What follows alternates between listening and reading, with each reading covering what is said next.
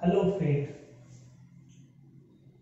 Not for profit concert या चॅप्टरचा problem number 1 आज आपण सॉल्व करणार आहोत. आपलं प्रॉब्लेम सॉल्व करताना पहिलं काम काय आहे तर हा जो प्रॉब्लेम आहे हा प्रॉब्लेम तुम्ही तुमच्या नोटबुकमध्ये लिहिलेला आहे. तर ती नोटबुक समोर ठेवा आणि त्यानंतर हा व्हिडिओ बघायला सुरुवात करा. व्हिडिओ बघत असताना जे जे इफेक्ट्स या व्हिडिओमध्ये सांगितलेले असतील, ज्या ॲडजस्टमेंट या व्हिडिओमध्ये त्यांचे इफेक्ट्स सांगितलेले असतील ते इफेक्ट सायमल्टेनियसली तुमच्या नोटबुकमध्ये लिहायचे आहेत. व्हिडिओ पॉज करायचा आणि ते इफेक्ट्स लिहून घ्यायचे आहेत. त्यानंतर हा पूर्ण प्रॉब्लेम त्याचं जे फायनल आउटपुट असेल ते फायनल आउटपुट नंतर वहीमध्ये सॉल्व करायचं आहे. तर स्टार्ट करूया. प्रॉब्लेम नंबर 1 आहे, following is the receipt and payment account of modern sports club Satara. Modern sport club ही एक नॉन ट्रेडिंग ऑर्गनायझेशन आहे, म्हणजे नॉट फॉर प्रॉफिट कॉन्सर्न आहे, जिच्यामध्ये स्पोर्टच्या ऍक्टिव्हिटी चालणार आहे. आता स्पोर्टच्या ऍक्टिव्हिटी जर असतील तर तिथे स्पोर्ट्ससाठी मेंबर्स असतील आणि त्या फर्मचे एक्सपेन्सेस आणि इन्कम्स आपल्याला रेकॉर्ड करायचे आहेत. तर आपल्याला receipt and payment account for the year ended 31 March 2007 दिलेला आहे. ही रिसिप्ट साईट आहे, डेबिट साईट, आणि क्रेडिट साईडला त्या फर्मचे पेमेंट्स दिलेले आहे. आता हा जो पार्ट आहे रिसिप्ट आणि पेमेंटचा, याच्यामध्ये काय काय दिलेलं आहे आपल्याला, तर यामध्ये 4 गोष्टी दिलेल्या आहेत. एक आहे एक्सपेन्सेस, लायबिलिटी, इन्कम आणि ॲसेट. अशा 4 गोष्टी आपल्याला या रिसिप्ट आणि पेमेंटमध्ये दिलेल्या आहेत. हा प्रॉब्लेम सॉल्व करताना आपली पहिली जी स्टेप असणार आहे ती म्हणजे या रिसिप्ट आणि पेमेंट अकाउंटमध्ये ज्या ॲसेट्स आहेत, ज्या लायबिलिटीज आहेत, जे इन्कम्स आहेत आणि जे एक्सपेन्सेस आहेत हे आपल्याला सॉर्ट करायचे आहेत. आणि ते सॉर्ट केल्यानंतर आपलं खूप सारं काम सोपं होणार आहे. जसं आपण फायनल अकाउंटच्या प्रॉब्लेममध्ये ट्रायल बॅलन्स सॉर्ट आउट करत होतो, त्याच पद्धतीने आपल्याला हाही प्रॉब्लेम सॉल्व करायचा आहे. म्हणजे फायनल अकाउंटची प्रॉब्लेम सॉल्व करण्याची पद्धत आणि नॉट फॉर प्रॉफिटचा प्रॉब्लेम सॉल्व करण्याची पद्धत आपण जवळपास सारखीच ठेवणार आहोत. त्यामुळे प्रॉब्लेम सॉल्व करताना आपल्याला कुठल्याही प्रकारचं कन्फ्युजन होणार नाही. तर सॉर्टिंग करू आपण पहिले. तर इथे रिसिप्ट साईडला एक अकाउंट दिलेला आहे, टू बॅलन्स ब्रॉड डाऊन. आता हे जे टू बॅलन्स ब्रॉड डाऊन आहे हे कधीचं असतं तर हे लास्ट इयरचं असतं. आता करंट इयरमध्ये या टू बॅलन्स ब्रॉड डाऊनचा काही संबंध नाहीये, आपल्याला याचं रेकॉर्डिंग सुद्धा करायचं नाहीये. मग मी तुम्हाला एक शॉर्ट ट्रिक म्हणून हे सांगेन का टू बॅलन्स ब्रॉड डाऊन याकडे सरळ सरळ दुर्लक्ष करायचं, त्याचा विचारच करायचा नाही, त्याला सोडून देऊया आणि पुढे जाऊया. पुढचं आहे टू सबस्क्रिप्शन. आता पोस्टिंग करायचं नेमकं कसं करायचंय तर इथे असलेली जी रिसिप्ट साईट आहे ही रिसिप्ट साईट पोस्ट करायची आहे आपल्याला इन्कम अँड एक्सपेंडिचर अकाउंटच्या इन्कम साईडला, आणि त्यातला काही जो पार्ट येईल तो ॲसेटला जाईल.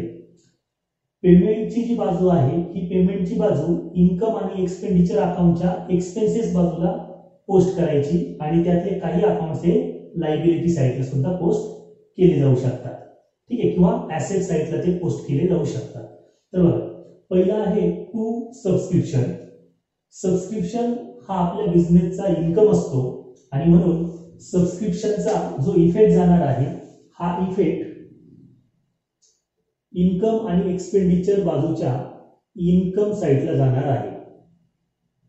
मी त्याला आय हे कॅरेक्टर वापरत आहे, इन्कम साईडला आय हे कॅरेक्टर वापरत आहे. सबस्क्रिप्शन आपण लिहिणार आहोत इन्कम साइडला. पुढचा आहे एंट्रन्स फीज. एंट्रन्स फीज सुद्धा आपण इन्कम साइडलाच लिहिणार आहोत. It is a income. त्यानंतर इंटरेस्ट ऑन इन्व्हेस्टमेंट हा सुद्धा इन्कमचा पार्ट आहे, हे सुद्धा इन्कम आहे. प्रोसीड फ्रॉम मॅचेस हा सुद्धा इन्कमचाच पार्ट आहे. लाईफ मेंबरशिप फी हा सुद्धा इन्कमचा पार्ट आहे. तर अशा पद्धतीने आपण रिसिप्टची जी बाजू आहे ती इन्कम साइडला पोस्ट होते असं इथे कॅटेगराइज करून घेतलेलं आहे. आता पेमेंट साइड आपण कॅटेगराइज करूया. बघा, अपकीप ऑफ गार्डन हा आपला एक्सपेंडिचरचा भाग आहे. मी त्याला शॉर्टकट मध्ये ई असा अल्फाबेट वापरत आहे एक्सपेंडिचर साठी. त्यानंतर वेजेस हा सुद्धा आपला एक्सपेंडिचरचा पार्ट आहे. सॅलरी सुद्धा एक्सपेंडिचरचा पार्ट आहे.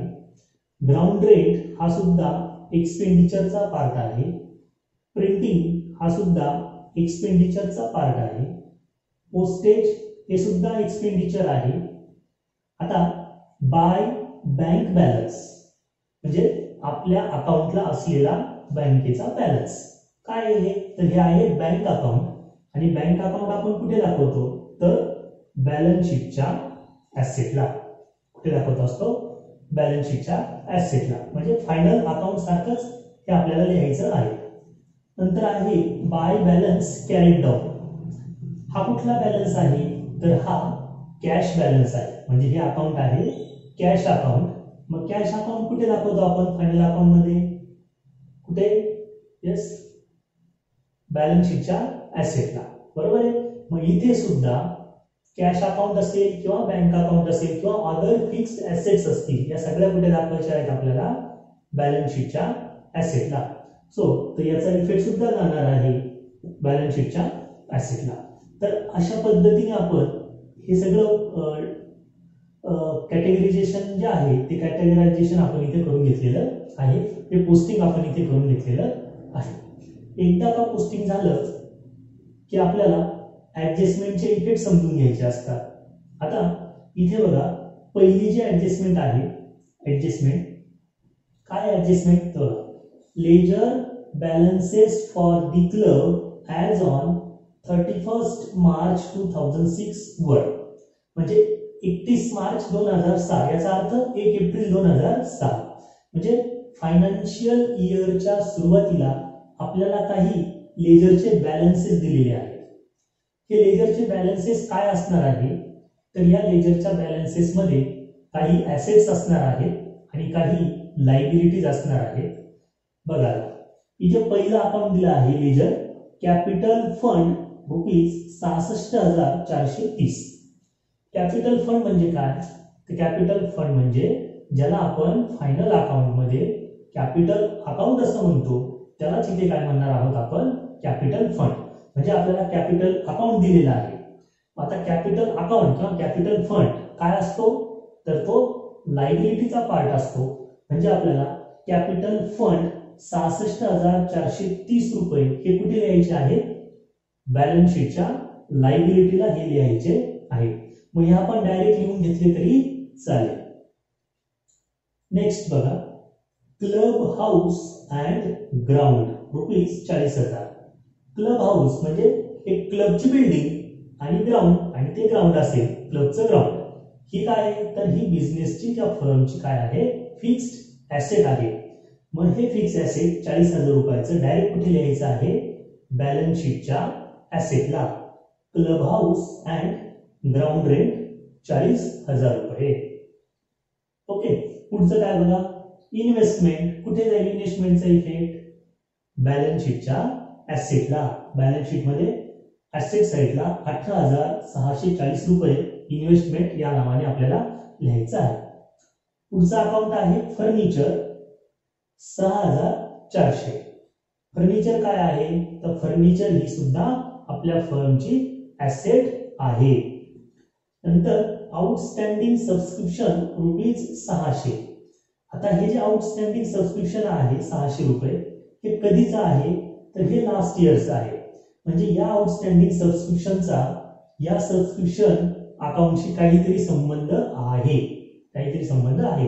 मग जी सबस्क्रिप्शनची ऍडजस्टमेंट इकडे आहे त्याबरोबर आपण ही ऍडजस्टमेंट सॉल्व्ह करणार आहोत. तर बाकीचा जो पार्ट आहे तो आपण ऍसेट किंवा लायबिलिटी या दोन ठिकाणी लिहून घ्यायचा आहे. ओके. त्यानंतर आता 2 नंबरची ऍडजस्टमेंट काय बघा.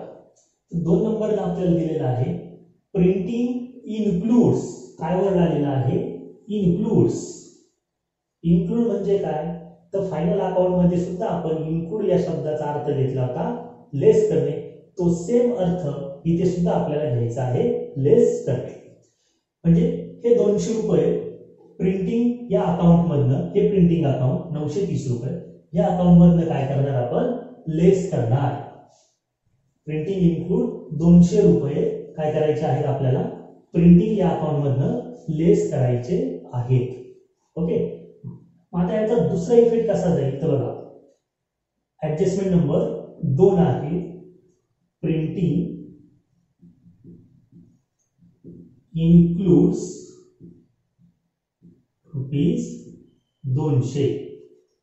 तर ही ऍडजस्टमेंट लिहिताना पहिला इफेक्ट जाणार आहे आपला प्रिंटिंग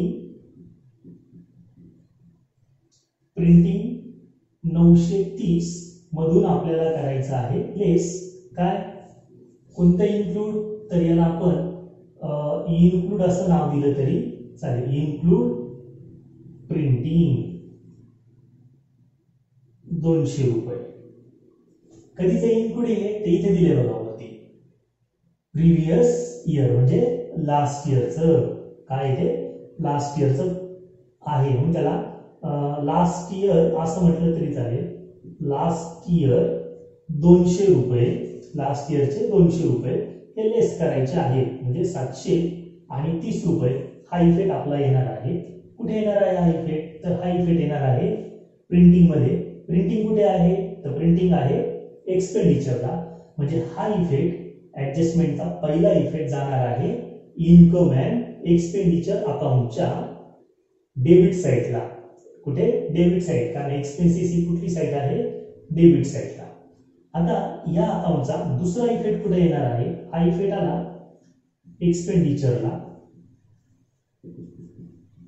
एक्सपेंडिचरला. तर दुसरा इफेक्ट कुठे येईल? दुसरा इफेक्ट येईल बॅलन्स शीट मध्ये. कुठे? तर ते लास्ट इयरचं इन्क्लूड आहे जे लेस केलं आपण. तर हा इफेक्ट जाणार आहे लायबिलिटीला. कुठे जाणार आहे? लायबिलिटीला. ओके. आता पुढचा पार्ट काय बघा. Upkeep of garden includes ₹500. आता इथे बघा अपकीप ऑफ गार्डन दिलेला आहे 9,500 रुपये. हा काय? एक्सपेन्सेस आहे. आणि या एक्सपेन्सेस मध्ये अपकीप ऑफ गार्डन प्रिव्हियस इयरचे 500 रुपये इन्क्लूड झालेले आहेत. जसा हा इफेक्ट आपण लिहिला त्याच पद्धतीने अपकीप ऑफ गार्डन मध्ये हा इन्क्लूडचा इफेक्ट आपल्याला रेकॉर्ड करायचा आहे. म्हणजे काय? तर upkeep of garden 9,500 less last year 500 त्यांची होईल वजाबाकी. आणि या दुसऱ्याचा इफेक्ट कुठे येईल? बॅलन्स शीटच्या लायबिलिटीला. अपकीप ऑफ गार्डन या नावाने आपल्याला तो लिहायचा आहे. ओके. पुढचं काय बघा. Subscription include ₹400 for the previous year. आता लास्ट इयरचं अजून सबस्क्रिप्शन 400 रुपये इन्क्लूड आहे. कशात इन्क्लूड आहे? सबस्क्रिप्शन. बघा सबस्क्रिप्शन किती आहे? 13,600. या 13,600 मध्ये 400 रुपयाचं सबस्क्रिप्शन इन्क्लूड आहे जे की लास्ट इयरचं आहे. ओके. पण इथे परत एक आउटस्टँडिंग सबस्क्रिप्शन आहे 600 रुपये. हे सुद्धा कधीच आहे? लास्ट इयरचं. म्हणजे लास्ट इयरचं एकूण आउटस्टँडिंग सबस्क्रिप्शन किती होतं? 600 रुपये. 600 रुपये होतं. पैकी आता त्या 600 मधून किती इन्क्लूड झालेला आहे किंवा किती रिसिव्ड झालेला आहे? 400 रुपयाचं सबस्क्रिप्शन रिसिव्ड झालेलं आहे. म्हणून आपल्याला करंट इयर मधून हे करंट इयरचं जे 13,600 रुपये सबस्क्रिप्शन आहे या 13,600 मधून हे 400 रुपये काय होतील, इन्क्लूड असल्यामुळे लेस होतील. काय होणार आहे, लेस. हे 600 रुपये लेस करायचे नाही, तर त्यापैकी हे रिसिव्ह केलेले आहे. जर सबस्क्रिप्शन इन्क्लूड 400 जर दिलेलं नसतं तर आपण हे जे 600 रुपयाचं सबस्क्रिप्शन आहे, हे 600 रुपयाचं सबस्क्रिप्शन आपण याच्यामध्ये ऍड करू शकलो असतो किंवा ते बॅलन्स शीटला डायरेक्ट ट्रान्सफर करू शकलो असतो. ठीक आहे.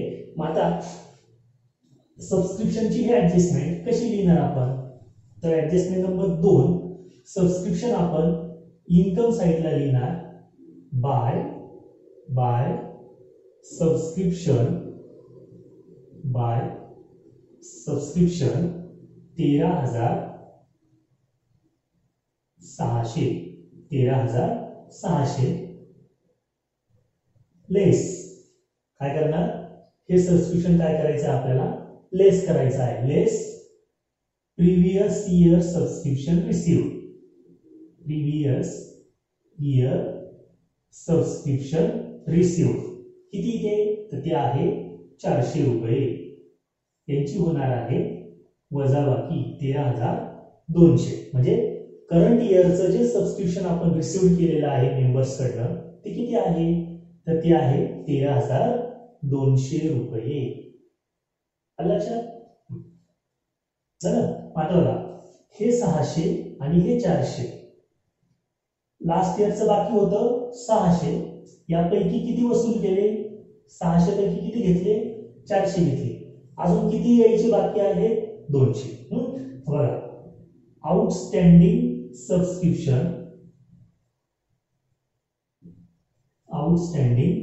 Subscription for last year is equal to किती होते, 600 होते, लेस किती घेतले, 400 रुपये चालू वर्षात घेतले.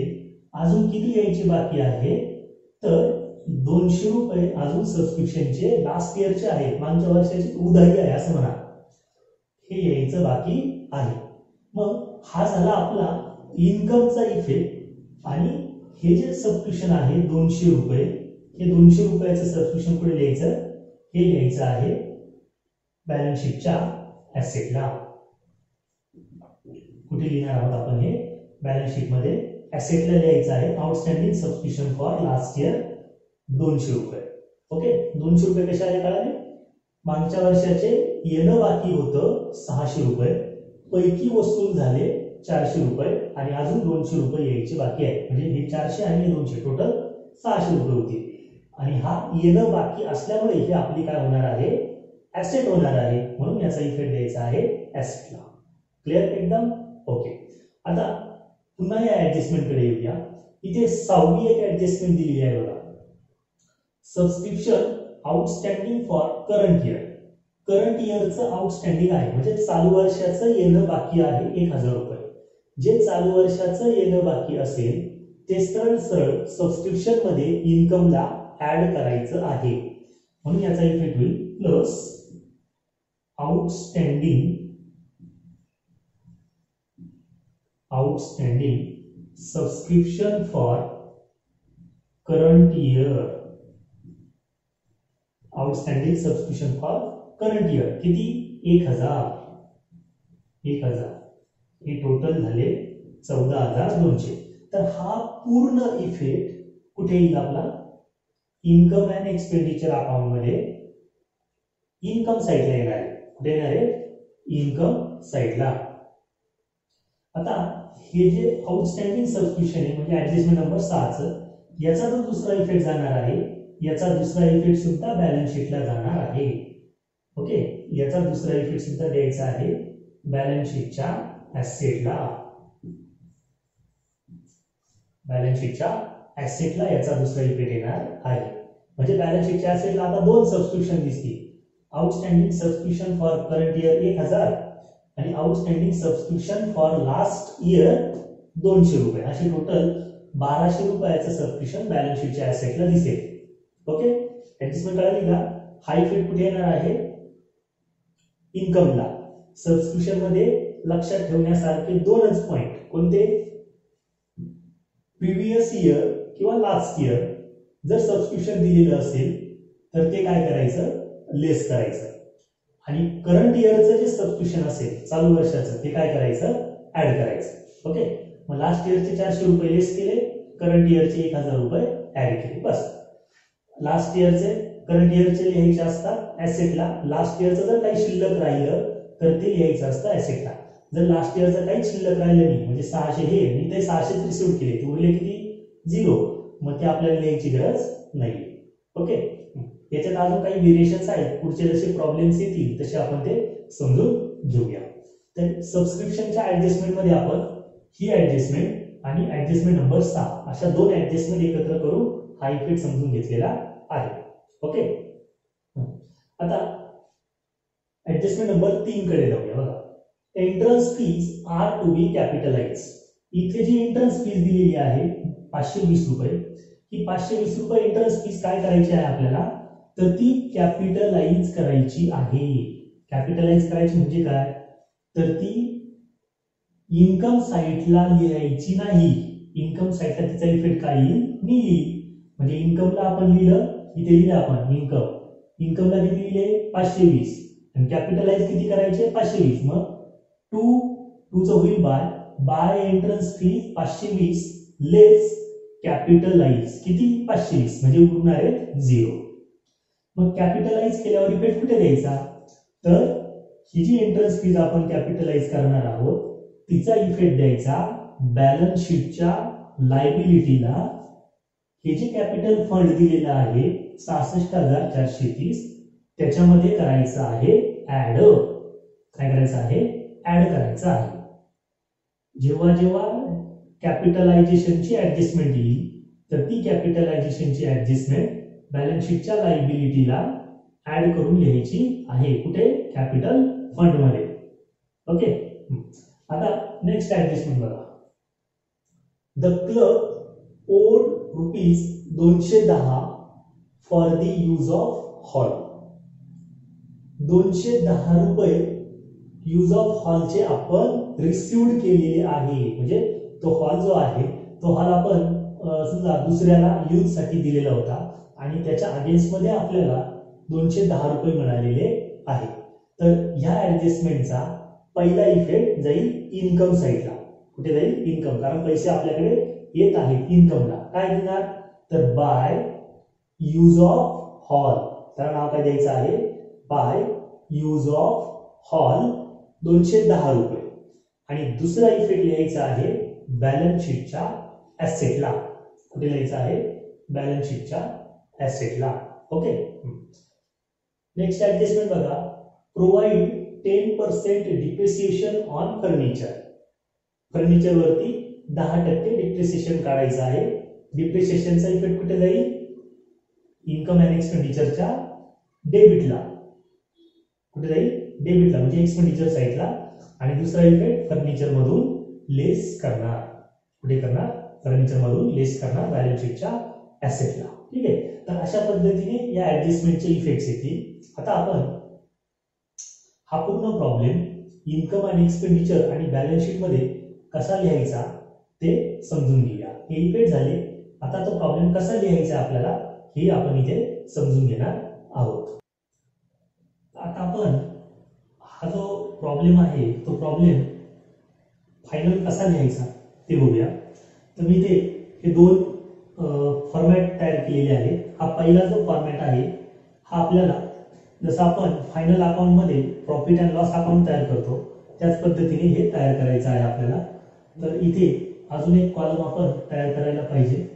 तर ठीक आहे, तर बघा हा जो आहे त्याला आपण नाव देणार आहोत income and expenditure account. Income and expenditure account असं आपण याला म्हणूया. मी इथे एक कॉलम अजून एक्स्ट्रा तयार करून घेतो जो विसरलो आहे.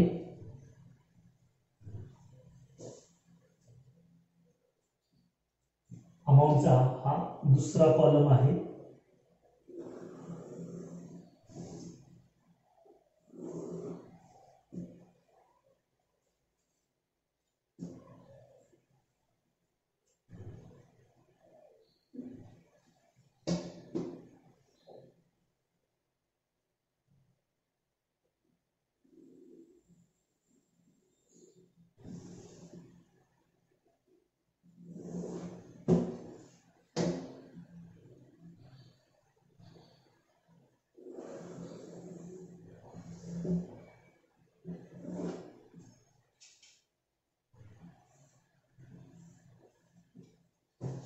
तर अशा पद्धतीने हे इन्कम आणि एक्सपेंडिचर अकाउंट तयार करायचं आहे.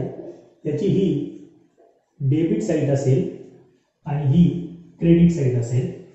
डेबिटला आपल्याला लिहायचं आहे इथे एक्सपेंडिचर,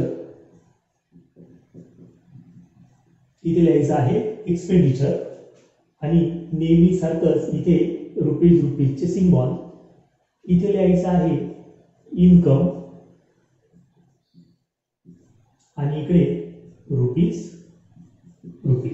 तर अशा पद्धतीने हे इन्कम आणि एक्सपेंडिचर अकाउंट तयार करायचं आणि त्यासोबत इथे बॅलन्स शीट तयार करायचं. हे असणार आहे आपलं बॅलन्स शीट.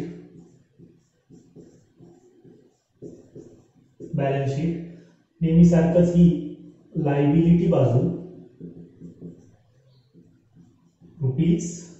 रुपीज आणि ही ऍसेट बाजू. ओके, तर अशा पद्धतीने हे दोनच अकाउंट आपल्याला नॉट फॉर प्रॉफिट मध्ये तयार करायचे असतात. आता रिसिप्ट आणि पेमेंट अकाउंट आपण डिस्ट्रीब्यूट केलेलं आहे, त्या पद्धतीने त्याचे इफेक्ट्स इथे आपण देऊन घेणार आहोत.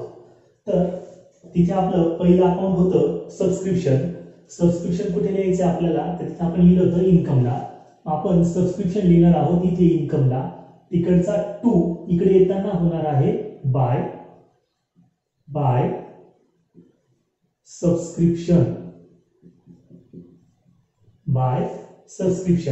सबस्क्रिप्शन वरती ऍडजस्टमेंट आहे म्हणून त्याची जी व्हॅल्यू आहे ती व्हॅल्यू आपण पहिल्या कॉलम मध्ये लिहूया 13,600. ओके, दुसरं अकाउंट होतं एंट्रन्स फीचं. ते सुद्धा आपल्याला इन्कमला लिहायचंय, पण सबस्क्रिप्शनच्या मध्ये आपण वर्किंग नोट तयार केली होती आणि त्या वर्किंग नोट मध्ये आपण सबस्क्रिप्शनचा पूर्ण इफेक्ट लिहिला होता. कसा होता इफेक्ट बघा नोटबुक मध्ये. तर तिथे आपण पहिलं लिहिलं होतं लेस प्रिव्हियस इयर सबस्क्रिप्शन रिसिव्ह केलं होतं. किती? 400 रुपये रिसिव्ह केले होते. दोघांची वजाबाकी केली होती 13,200 आणि तिथे आपण परत ऍड केलं होतं आउटस्टँडिंग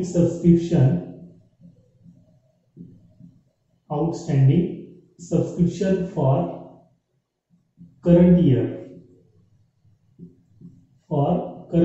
किती? तर ते होतं 1,000 रुपये आणि असा आपण टोटल इफेक्ट लिहिला होता 14,200. हे आपलं वर्किंग नोट मध्ये आपण तयार केलेलं होतं. ओके, आता दुसरा अकाउंट आहे एंट्रन्स फीचं. एंट्रन्स फी सुद्धा आपल्याला इन्कमला लिहायचं आहे. So by entrance fees. किती आहे एंट्रन्स फीज? तर ती आहे 520 रुपये. मी ती पहिल्या कॉलम मध्ये लिहित आहे कारण त्याच्यावरती ऍडजस्टमेंट दिलेली आहे. ऍडजस्टमेंट काय होती एंट्रन्स फीची? तर कॅपिटलायझेशनची ऍडजस्टमेंट होती.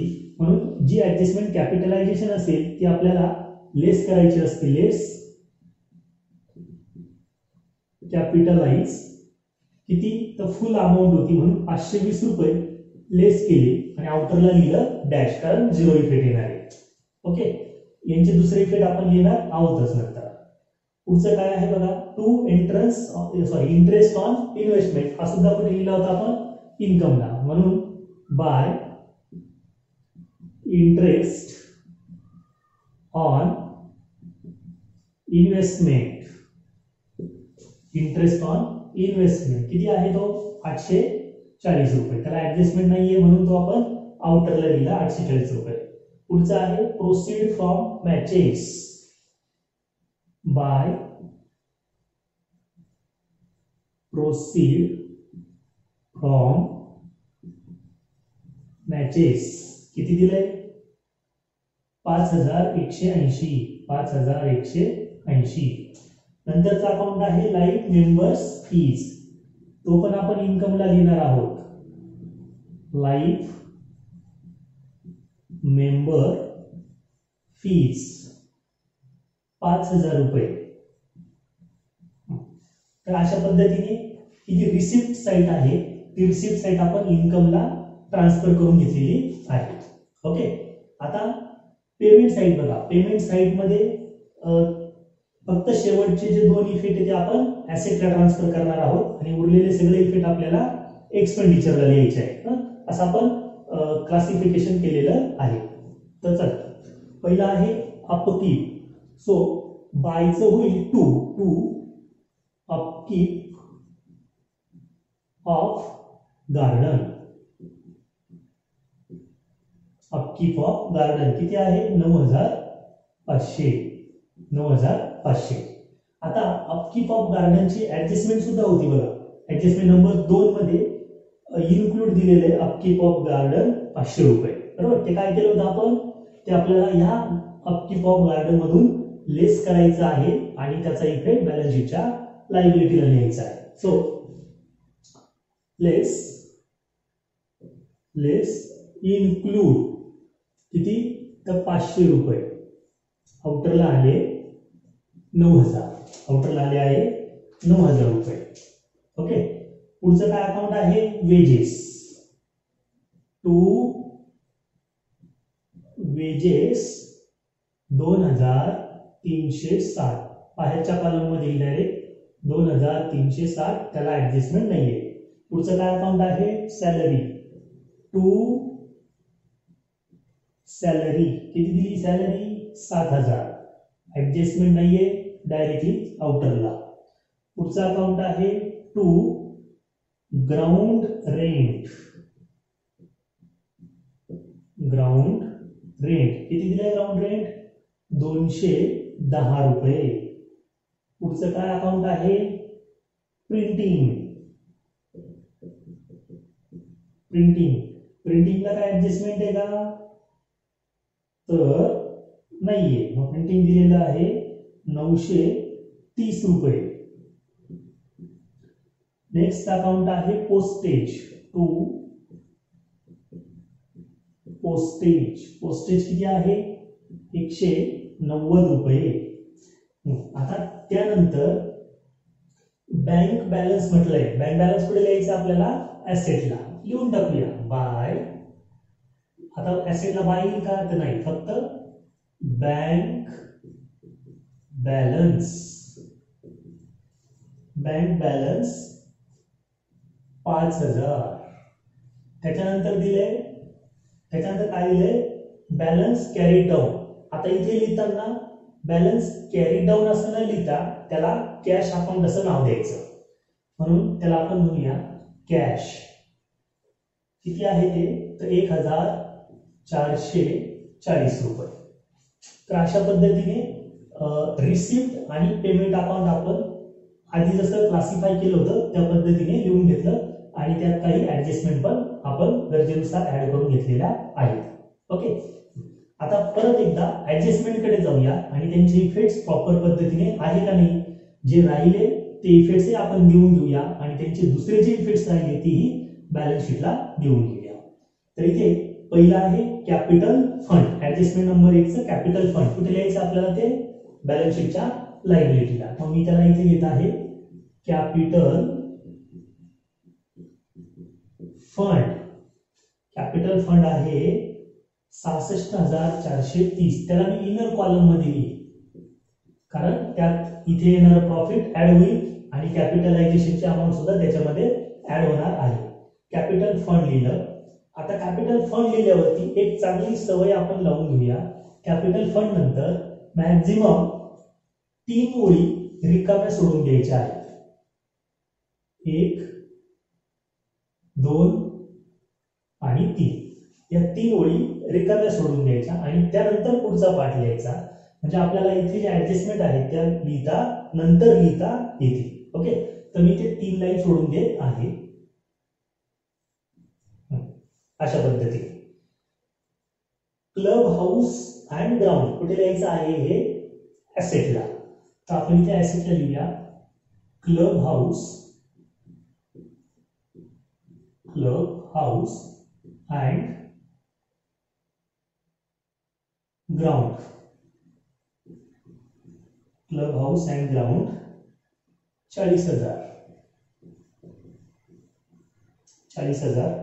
त्यानंतरचा आहे इन्व्हेस्टमेंट. ऍसेटलाच इन्व्हेस्टमेंट 18,640. पुढचा अकाउंट आहे फर्निचर.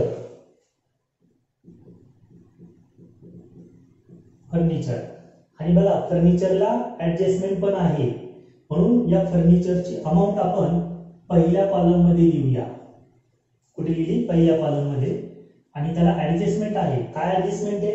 तर ऍडजस्टमेंट नंबर 5वी साली बघा, 5वी, प्रोव्हाइड 10% डिप्रिसिएशन.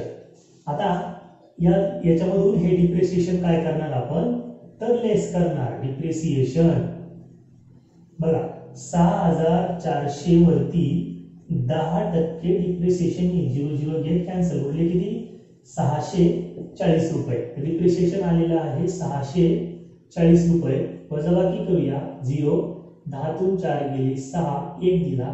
14तून 7 गेले 7 आणि याचा 1 दिला. 5,760. आता या डिप्रिसिएशनचा दुसरा इफेक्ट कुठे जाईल? तर दुसरा इफेक्ट जाईल एक्सपेंडिचर बाजूला. म्हणून मी त्याला इथे लिहित आहे to depreciation on furniture. Depreciation on furniture 640. म्हणजे 5वी जी ऍडजस्टमेंट आहे तिचे दोन्ही इफेक्ट आपले संपले. ओके. आता पहिल्या ऍडजस्टमेंट मध्ये काय आहे बघा, आउटस्टँडिंग सबस्क्रिप्शन 600. याचा इफेक्ट देऊन टाकूया. तर आउटस्टँडिंग सबस्क्रिप्शन कसं होतं? बघा इथे मी लिहित आहे आउटस्टँडिंग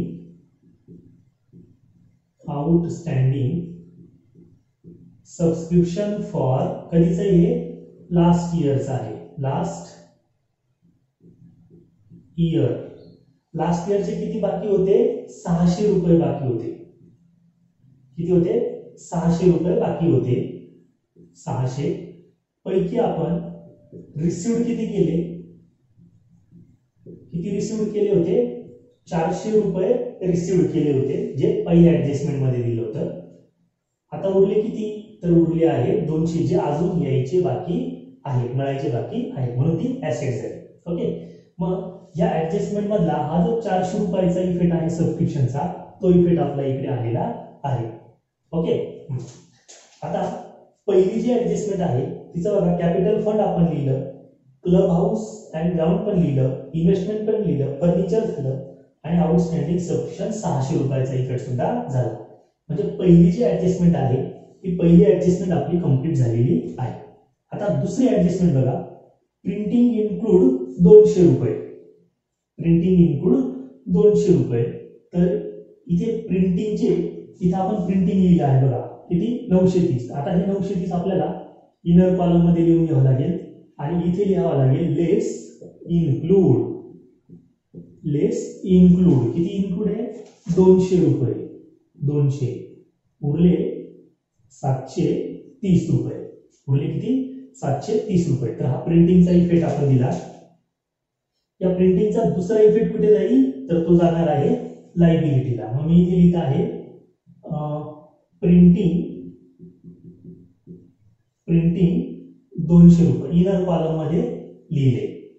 पुढे लिहिले अपकीप ऑफ गार्डन इन्क्लूड 500. तर बघा इथे अपकीप ऑफ गार्डन 500 रुपये आपण लिहिलेले आहेत. तर याचा दुसरा इफेक्ट येईल इथे लायबिलिटीला. अपकीप ऑफ गार्डन 500 रुपये. टोटल झाले 700 रुपये. टोटल आले 700 रुपये. आणि पुढे दिले सबस्क्रिप्शन इन्क्लूड 400 रुपये. बघा हे 400 रुपये आपण इथे लिहिले आणि त्याचा दुसरा इफेक्ट सुद्धा आपण बॅलन्स शीटच्या ऍसेटला दिलेला आहे. ओके.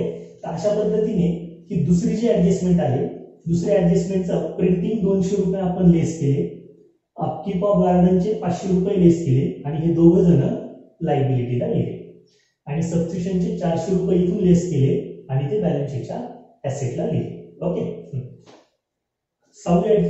तिसरी ऍडजस्टमेंट बघा, entrance fees are to be capitalize. काय करायचं होतं? एंट्रन्स फीज मधून कॅपिटलाइजची अमाऊंट जी आहे ती लेस करायची होती, जी आपण इथे लेस केली. आणि याचा दुसरा इफेक्ट कुठे द्यायचा आहे? कॅपिटलाइज केल्यामुळे कॅपिटल फंड मध्ये तो काय होईल? ऍड होईल. काय करायचं आहे? ऍड. म्हणून इथे जी जागा सोडली आहे आपण तिच्यात आपण लिहिणार आहोत प्लस एंट्रन्स फीज. किती एंट्रन्स फीज?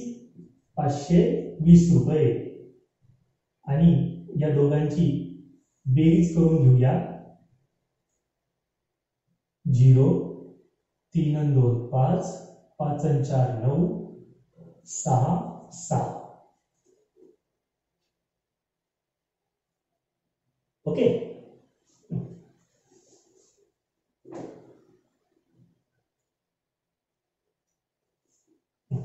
आता पुढचं बघा. The rotary the club vote 210 for the use of club hall. आता हे 210 रुपये आहेत, याचा इफेक्ट कसा द्यायचा आपल्याला? तर याचा इफेक्ट आपल्याला द्यायचा आहे इन्कमला. एक इफेक्ट द्यायचा आहे इन्कमला आणि एक इफेक्ट द्यायचा आहे कुठे? बॅलन्स शीटच्या ऍसेटला. तर by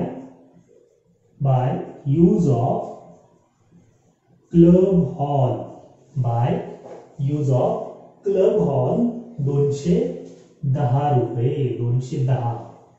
ओके. आणि दुसरा इफेक्ट बॅलन्स शीटच्या ऍसेटला. Use of club hall 210. तर अशा पद्धतीने या ऍडजस्टमेंटचा इफेक्ट पण जाणार आहे. त्यानंतरची आपली ऍडजस्टमेंट आहे डिप्रिसिएशनची. तर आपण डिप्रिसिएशनचा इफेक्ट जो आहे तो इफेक्ट इथे दिलेला आहे. तो इफेक्ट दिलेला आहे डिप्रिसिएशनचा आणि इथून सुद्धा तो डिप्रिसिएशन आपण लेस केलेलं आहे. ओके. आता शेवटची ऍडजस्टमेंट आहे subscription outstanding for current year. बघा इथे आपण हे जे सबस्क्रिप्शन आहे 1000 रुपये ते करंट इयरच्या सबस्क्रिप्शन मध्ये ऍड केलं. आता हे सबस्क्रिप्शन त्याचा दुसरा इफेक्ट लिहायचा आहे बॅलन्स शीटच्या ऍसेटला. त्याला नाव द्यायचं आहे सबस्क्रिप्शन किंवा outstanding subscription. Outstanding subscription for current year 1000 रुपये. आउटस्टँडिंग सबस्क्रिप्शन फॉर करंट इयरचं हे सबस्क्रिप्शन आहे. ठीक आहे. तर अशा पद्धतीने हे सगळे ऍडजस्टमेंट आपण इथे सॉल्व्ह केलेल्या आहेत. आता आपल्याला या सगळ्या ऍडजस्टमेंट लिहिल्यानंतर नेहमीसारखंच बेरीज करायची आहे आणि इथे प्रॉफिट येतं का लॉस येतं ते शोधायचं आहे आणि ते प्रॉफिट अँड लॉस कॅपिटल मध्ये ऍड किंवा लेस करायचं आहे आणि बॅलन्स शीट टॅली करायचं आहे. ओके. तर यांची बेरीज करूया.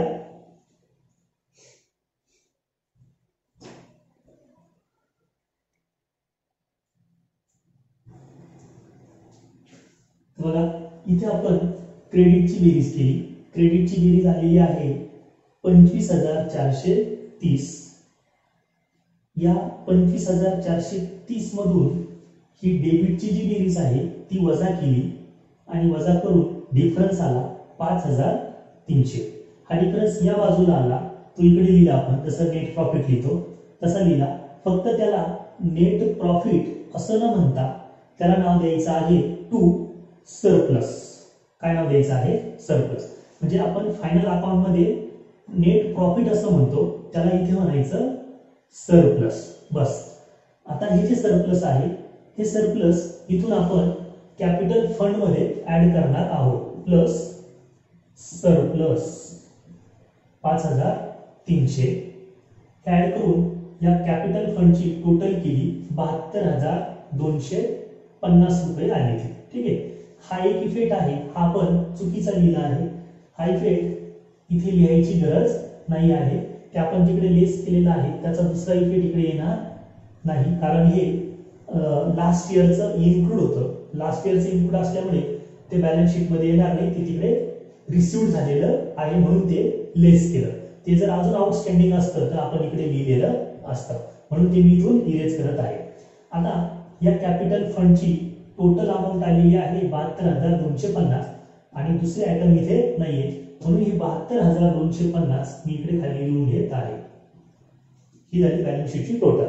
आता ऍसेटची टोटल आपण केली तर ऍसेटची टोटल सुद्धा आपल्याला 72,250 रुपये भरते. आता इथे बॅलन्स शीट आपलं टॅली झालेलं आहे 72,250 आणि 72,250 ला बॅलन्स शीट टॅली झालेला आहे. सरप्लस आलेला आहे 5,300. ओके, आपल्या फायनल अकाउंटच्या सेम प्रोसेसला आपण फॉलो करत आहोत. दोन्ही बाजूंची बेरीज केली, बेरीज करून मोठ्या बेरजेतनं लहान बेरीज वजा केली, डेबिटला डिफरन्स आला म्हणून त्याला सरप्लस म्हटलं. तो सरप्लस आपण कॅपिटल अकाउंट मध्ये ऍड केला, इकडची बेरीज केली, नंतर इकडची बेरीज केली. दोन्ही बेरीज बॅलन्स शीटच्या नियमानुसार सारखीच यायला पाहिजे, म्हणजे आपला जो प्रॉब्लेम आहे तो प्रॉब्लेम टॅली झालेला आहे. तर अशा पद्धतीने आपल्याला हा प्रॉब्लेम नॉट फॉर प्रॉफिट कॉन्सर्नचा सॉल्व्ह करायचा आहे.